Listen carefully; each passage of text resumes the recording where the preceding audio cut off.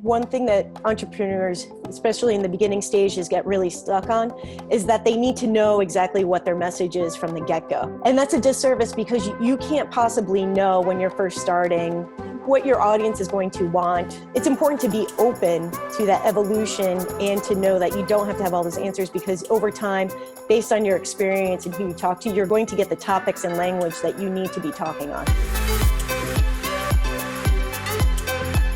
Hey, fitness fans, welcome back to the Future of Fitness podcast and interview series. This is your host, Annick Magac, and this is episode number 49. And I talked to Annick Magac, and you can get that spelling through the notes, but she's awesome. I really enjoy this conversation. Her route and her path that she's taken is unique, and where it's leading her now is truly working with her passion. So fitness professional to a leader in women's motorcycles and that culture that's evolving right now. So it's really interesting. Before I get into a little bit more about her, I just want to have a quick call to action for you guys. So if you are a fitness professional who's been in the industry for over 7 years and you have some sort of online revenue stream that you want to build in a big way, we have a solution for you. It's called our Level Up Mastermind Group. And you can find more information at fitnessmarketingalliance.com/mastermind. So this is for people who are fully committed, that really want to show quick progress and leapfrog a lot of the issues that happen when you are starting an online business. And trust me, I know. There's a lot of them. A lot of them are unexpected. I've dealt with a lot of them. Doug is my business partner, has dealt with a lot of them. And our goal is to help people get success online faster than they possibly could on their own. So yeah, it's called the Level Up Mastermind Group. Go check it out at fitnessmarketingalliance.com/mastermind. So back to Annick. She is an author here. It's called Clear. She is a speaker. She was a on-the-floor trainer, took her business online with content, blogging, online coaching for fitness. And now she's really found her path and a voice within the community of female motorcyclists. And it's awesome. I mean, it's the American dream, right? She's truly turning her passion into an occupation and a living. And I just love it. And she talks a lot about her book and the power of simplifying and gaining clarity, which I can tell you is huge. I mean, every day I live it. The more clear I get, the better life I live. And it's very powerful. And plus, she's just a really cool person. So without further ado, let me get into it. Enough of me talking. This is Annick Magac, episode number 49. Hey, fitness fans, welcome back to the Future of Fitness podcast. I'm your host, Annick Magac, and today I have Annick Magac. Did I get it right? Hi. Yes, you did. You did it perfectly. Cool. Welcome to the show. I've been thinking about this interview for a while, since we talked a few months ago, as the date of recording is February 7th, because you've embodied a lot of what we message to people, going online, doing a strong digital online business. And now things are shifting according to your lifestyle. So just to give people some background before we dive deep into that, tell people who you are, what you do, and who you serve. Okay. So I came on to the online space with an interest in health and fitness. I was going through some changes in my life. I was working corporate, and I was incredibly unhappy with the way that I was living my life. I was traveling a lot for a sales job, and my relationships were suffering. My health was suffering, everything. So I really became interested in health and fitness, much more so. It had always been an interest in my life and something that I did naturally, but I really focused and studied on it and got nutrition degrees, certified personal trainer, like all that great stuff. When I went onto the online space, the people that I really wanted to focus on were people who were in a similar situation as myself, which is what most of us tend to do. We tend to coach or go towards, the issues that we have so that we can serve back. And I ended up writing a book that was called Clear, How to Simplify Your Life and Live More Fearlessly. I have it right here. And he's got the old version. I got the new version. Yeah. And part of my background before in corporate was that I was in the design world. So this book, it talks about how you create an environment that will support the success that you want in your life. And that really became the core of my coaching. And from there, I love speaking. I love talking to people, which is why I'm totally excited to be here and be able to talk to your audience. And I did a lot of speaking gigs and got onto that platform, which has been probably one of my favorite aspects of all the work that I do. And I think that's sort of embodies what you're looking for, right? Yeah, absolutely. Okay, So what okay. type of audiences do you speak for when you do live speaking? What type of events? And It has changed over time. Initially, when I was focusing more on the health and fitness, I was talking more about actual health. Over time, so it was serving crowds that were in gyms. I would do a lot of talks for small groups, either at a local library, or I would go to specific community clubs like a Kiwanis or something like that that would want to learn more about health and fitness.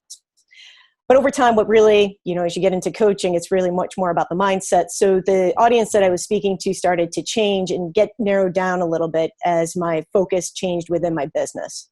So still serving a lot of those small clubs, but instead of focusing so much on the health and fitness, it's more the mindset of why do we end up overweight, out of shape, unhappy in life, and what kind of mindset changes can we make to create more success for ourselves.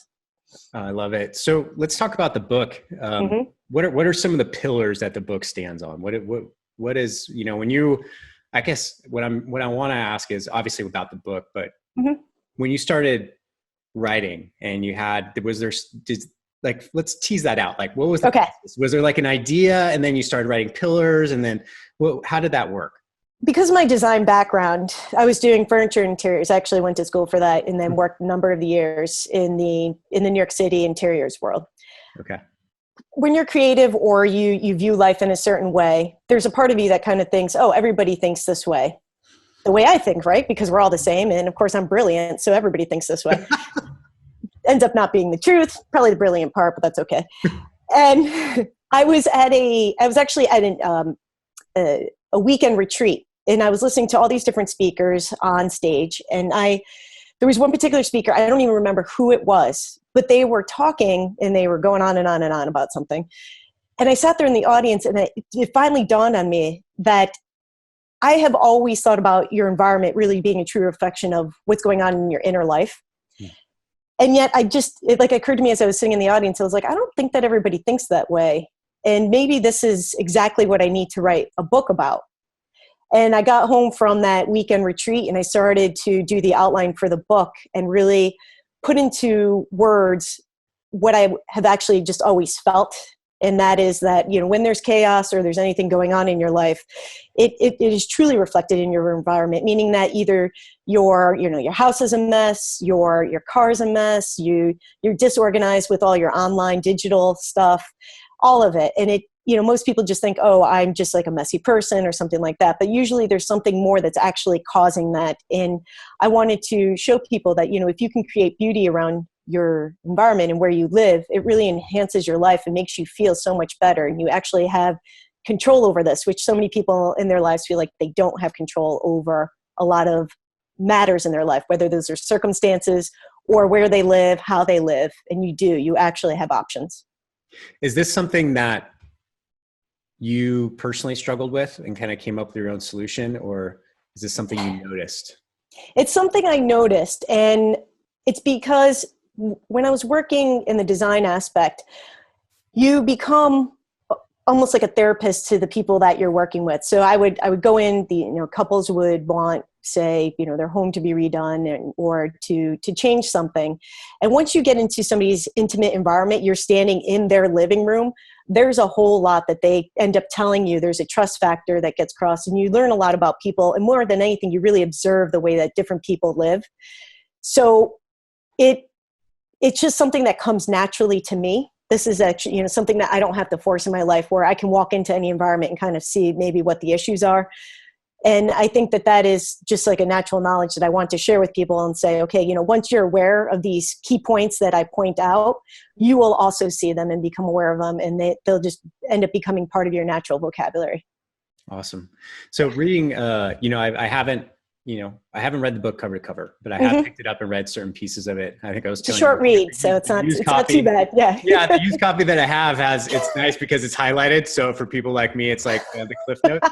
So I've picked up, concepts and things from it, but are there like, if someone's listening today and they're like, well, that's starting to resonate, where would you tell someone to start building awareness around this part of their life? I think the best part is that anywhere you are, if you are watching or listening to this interaction that you and I are having right now, to just take a second and just like look around and just take a look and see, like, do I have piles of paper? Is there a door that doesn't really work in the room that I'm in, that every time I try to go in and out of it, it like squeaks, or it doesn't close all the way because there's stuff behind it? That you just start to say, okay, are there things that I'm living with that I'm uncomfortable with, but I'm just living with them because it's easy and I don't have to think about it, but actually it's causing me pain? Like the fact that you can't close the door all the way becomes really annoying when you're in the middle of a meeting or taking a call and you're trying to get the door closed and you can't. So that would be the immediate place to start. And then from there, the book gets more into how do you identify that that's related to how you live in your life, and maybe where you're feeling stuck emotionally or mentally in your own life. Wow. Yeah. I mean, as you were speaking, I started taking a look around. Yeah. And at this point, my wife's on a business trip down in LA. So it's like a lot of things that I'm like, God, when she's not around, I let a lot of things slide. Right? Like all my shoes are cluttered in the corner. Right. And and it drives me crazy. Anyway, okay, that's my issues. You're evolving. You're constantly evolving. I think anybody who takes the first steps and like, you know what, I want to go in this direction. I want to be a digital fitness pro. I want to, I want to start changing my life trajectory and my career trajectory. Right. It's just, you got to start taking those steps, and then you kind of figure it out along the way. And I feel like you're going through a point and a shifting of your voice, of your audience, and what you do on a day-to-day basis. So explain to people what you're up to now and how that's evolved with you and your life. I've been probably, I would say, online, working actively online for at least 5-6 years at this point. And again, like you said, when I first started, it was health and fitness because it came directly from what was going on in my life. And as things evolve, things change, and also the digital space has changed. Who I've connected with has also changed just from a business perspective. So that being said, I started off just with the health and fitness. The mindset part started to come up more when I wrote the book, but then I also borrowed this design aspect from my way past. So that kind of got pulled in. Then from there, as I kind of evolved away from the book, I had an opportunity come up. And again, these are all the, when they say, people say, and I hate this term actually a lot, follow your passions. Mm-hmm. I hate it because most people are like, I don't know what that means. Like, what does that mean? What should I be doing? But in the aspect of this, I'm going to say that the following your passion thing actually worked. And I don't think it's a good way to explain it. Yeah, so I mean, you could be passionate about Xbox, right? Yeah, exactly. Right. Like, how does that, how does that fit? And then you're going to maybe find out 10 years later in a really weird way it does. So all this time I have in my life, I started riding motorcycles when it was in my early 20s. I mean, I'm only 25 now, so, it hasn't been that long. Okay.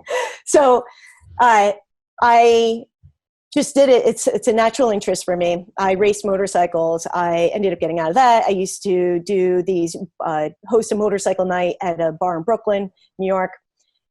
And I was always involved with it. And then over the years, I kind of got a little bit out of it, just out of the community. I was still always riding, but things evolved because I became more interested in fitness, and there's only so much you can do in a day.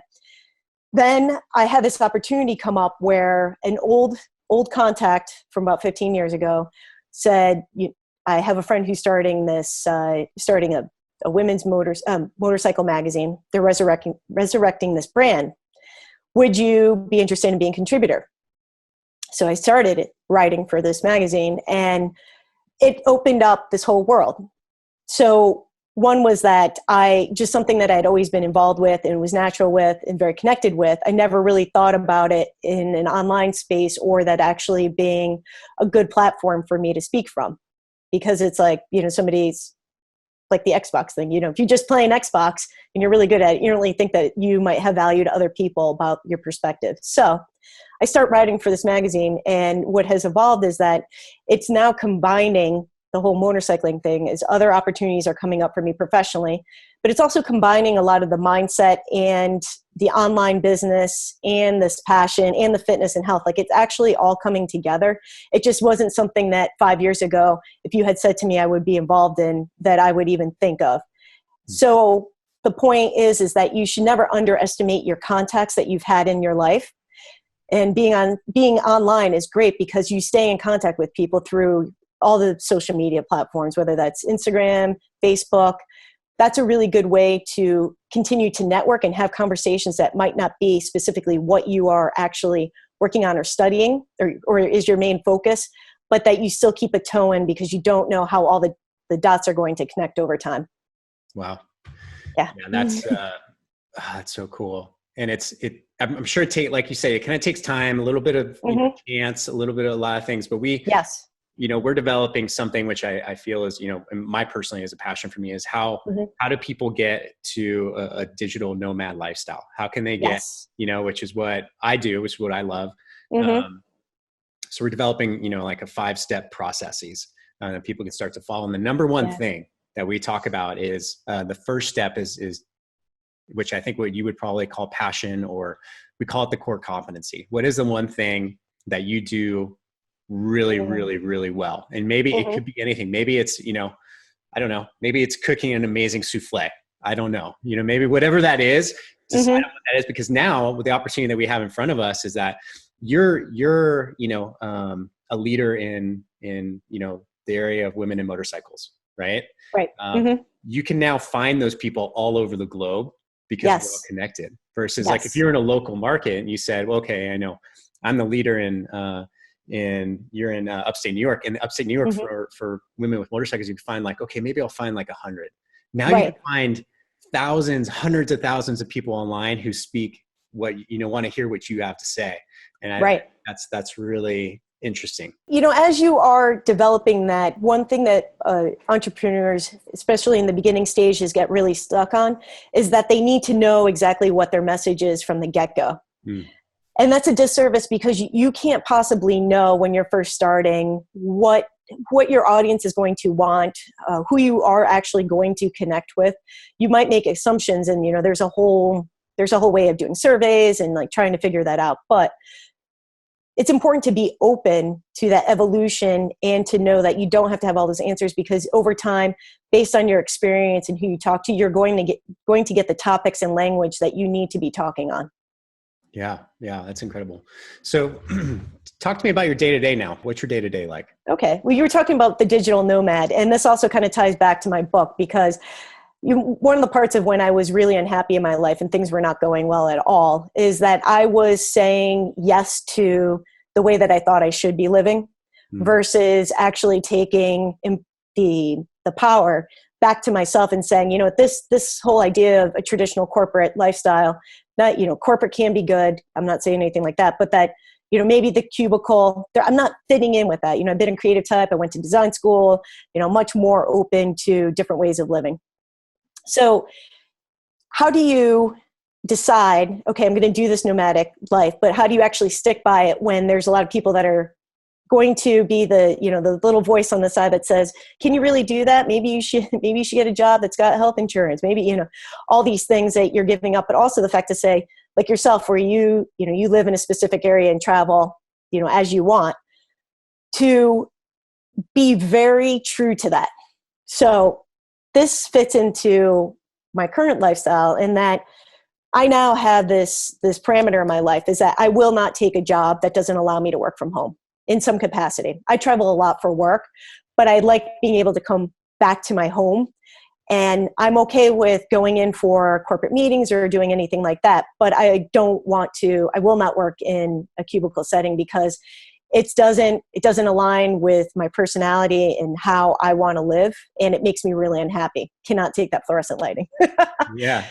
So standing by and saying, okay, this is a value to me that's really important. And no matter what, I'm going to make my decisions based on that, whether or not I do or don't take a job. So currently, I do a variety of things to bring in income. And if anybody believes, and I think that this is also a huge thing, that when you're first getting started online, it looks like people are incredibly successful. Like everybody's talking about their, 7-figure, yada, yada, yada. And like they're living this lavish lifestyle. Let me tell you, that is such a small percentage. And you're not even guaranteed that they're actually really living that way, because where is actually the social proof when you can create a lifestyle online? So most of the people that I know who are entrepreneurs in the scope that we are, is that they're pulling in income from different areas. And that's what I currently do. Having written a book, I get some of the book sales from speaking gigs. I get some of that.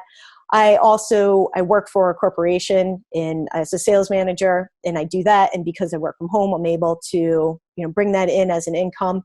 I do a lot of writing, so I get paid from that. And I have made a decision in my life, okay, in the next 10 years, I personally want to make as much income as possible. So I'm going to entertain any opportunity that comes to me, given that it doesn't affect my health or where I want to live, that I will entertain it to see if this is a revenue stream that makes sense to me and fits into what I'm actually doing, so that it's not a burden. It's not something so left field that it pulls all my attention away from the other things that are important to me and that I actually do. Yeah. Wow. That's a mom. Yeah, that's amazing. It's really good. Yeah, it's impressive. And I think it's honest. And one of the things that we know what we stand for as an organization. My business partner, there's 3 things I do, right? I do this podcast and interview series. I do business coaching. And then we have a full stack digital agency. And one of the things that we stand against is the people you're talking about. They're like, look, I'll make you $1 million trainer. Right. Check out my Bentley. I'm driving around with Bentley. Look at me. Be like, no, that's not the way it works. We don't even know if it works for that person. We just know that that's probably at least Bentley. And, it's something that fires me up, because it doesn't matter what, if you're thinking that, in 90 days, I'm going to have $1 million, or I'm going to be making $100,000 a month or something like that. Maybe. Right. If you were in a situation where you could leapfrog a lot of things, but that's the end goal. But the best part is the process. Is the whole process of doing it, of learning and failing and putting yourself out there, finding out what people like. If you weren't putting yourself out there, you wouldn't find out that, women in motorcycles is a big thing, right? No, I want it. And there are times where I went to go do a launch and it totally failed because what I thought people wanted wasn't actually right. And it also it didn't feel right for me either, what I was pushing. I was just kind of, again, getting into that trap of just following, like what the guru's doing, and there's a certain point where you have to kind of go back to yourself and really feel intuitively, like, does this actually feel right, despite what people are telling you have to do? But also like that transparency, because most people are not actually honest about what they're doing or how they're living, because there's too much social pressure to make it look like everything's glorious and perfect. And they're super successful no matter what. And the fact is that we all fail and struggle with certain aspects of our life, whether that's, again, personal relationship, a business, and a health issue, any of it. Yeah. So way off topic here. Well, it's still on topic, but I've heard a lot of people talking about a social media bubble, right? Where, it's all of these fake things, or these points and highlights of people's life that they're putting on there, that eventually in some way, whether it's our social structure or it's the social media platforms themselves, where it's just going to collapse one day. Have you thought about that? Has that ever come to your mind? Yes, I have a lot. And especially in the past year, because as I've said, this evolution into this women motorcycling niche, I have found that, and especially with speaking too, and this is why I love speaking so much, live speaking and not just doing webinars or interviews like this. When you are in a room with people, we all crave community and to have connection. But, mostly that's coming nowadays from social media, and it's not actually a genuine connection. Like for you and I to actually be in a room, video is great because I do feel like I get much more of a sense of who you are through your facial expressions, where you are and all that. I have found that going to motorcycling events, I have connected and grown a community that is so much more in alignment with who I am, what my message is, and who I want to be with, that I could never do online. So it ends up, I go do these live events, I'm with the people, and then my social media grows from it because I have a connection with that person, and now we're following each other, but we have a common bond. So that might just be, because of that motorcycling event. Oh, you remember that weekend? Or, this happened, or we met that person and we rode here. And that just, it's so much more of a deeper connection than if I had just tried to find them online by liking them on social media and just kind of following them and trying to start up a dialogue. So that bubble, I do think, is something, I don't know that it'll be, there's too many people hiding behind social media socially. But I do think that there's going to be at some point that people will start to realize that the in-person deeper connection is something that they crave or want. Yeah. Yeah. And, being completely transparent too is the one thing that with my wife and I traveling around, we love each other. We get along really well 97% of the time, which I think is, we're That's doing pretty all great right. for a couple. Yeah, we're doing all right. I'm sure I have my little annoyances. But one thing when I tell people how we live and how we kind of move from place to place, and the one thing they always come with and is like, well, don't you miss a community? Especially coming from me, because I had a gym where I kind of managed a community of 200 plus people. And they're like, well, do you miss it? And parts of me say yes, but one of the reasons I do this podcast, which I didn't realize until I started doing it, is I actually get to go and build relationships with people as if we're in the same room. I can't shake your hand, but I feel like I know you much deeper level just from having a conversation where, I haven't looked at my phone in 24 minutes, right? It's just been one-on-one. And actually what I find, which is odd, is that getting these interactions tend to be more meaningful because it is one-on-one. There's no distraction, right? You can't, because we're recording. And that's the power of it. So it's that give and take that the social media internet age is giving us. But I think if we need to, we can find fulfillment in a lot of different areas. But I absolutely believe, that one-on-one, interpersonal, face-to-face is really powerful too. It is. We couldn't even get into what we're talking about in 10 words that, you're texting on your. Yeah, exactly. So it is, it's amazing. This is what really lights me up, to be honest. Like, again, this and the speaking, because it's all about the connection, which is what we all want. Yeah. I totally agree. So Annick, where do people find you? Where if they want to ask you questions, they want to dive into what your world looks like, where can they get a hold of you? Where can they reach you? Well, on that bubble. Yeah.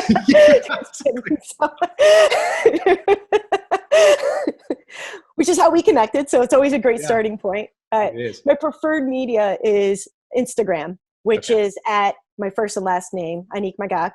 And Facebook is my second favorite. But Instagram is really, because of the visualness and coming again from a design background, that for me is an easy connection to people, which is why I enjoy it the most. Awesome. Well, thank you so much. This was really fun. It was really good getting into some of these topics. I never know where these interviews are going to go. They always go somewhere good. And so I appreciate your time. And I'm sure we'll be talking soon. Thank you, Annick. Excellent. Thank you so much. Hey, fitness fans, don't leave yet. This is Eric Malzone, your host, and I have an extremely special offer just for you. If you go to fitnessmarketingalliance.com/assessment, you can claim your complimentary digital marketing audit. Are you a modern fitness professional? Do you have some sort of online presence? Do you have a sneaking suspicion that your website is not performing optimally and therefore costing you money? Well, this is how you start to find out all of the details. Just like fitness, you need to start with an honest and objective assessment. So go to fitnessmarketingalliance.com/assessment, fill out the form, and we will have it to you within 72 hours. It will cover your overall site performance, rank from 0 to 100, how you rank for your chosen keywords, so that's search engine optimization, your website traffic history over the last 6 months, so the ebbs and flows and what worked, what didn't, your website speed, which is highly relevant for people coming to your website and then bouncing off because it's working too slow, your social media presence, competitive analysis, and much, much more. So this is just the tip of the iceberg, but this is the starting point for building your online business. So please take advantage of it. We're offering it because we feel it's deeply important to you and the industry overall. And you can claim it by going to fitnessmarketingalliance.com/assessment. Do it today. Do it right now. Don't hesitate. This offer won't last forever. So thank you for listening. Greatly appreciate it. If you ever need to reach me, hit me up, Eric at fitnessmarketingalliance.com. And I'll be talking to you very, very soon.